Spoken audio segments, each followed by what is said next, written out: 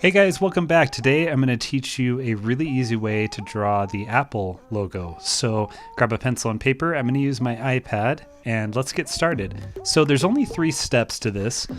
The first one is going to be drawing a very gradual smiley face. So not a big one, but just about like that. And then go down from there and we're going to do a frowny face.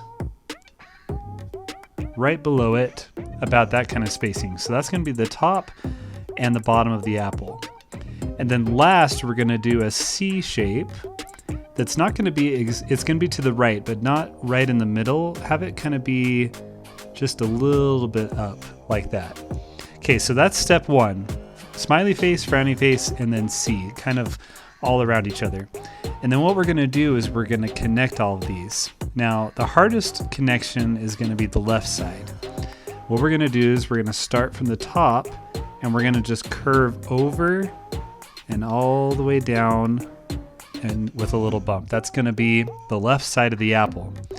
And then we're going to do the same thing on the other side, so mirror it, but we're going to just connect to that bite mark.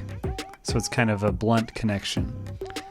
And then the same thing on the other side, start from the bottom. We're going to mirror the other side, come up, and there we have it, right up there. Okay, the last step, step 3, is going to just be the leaf.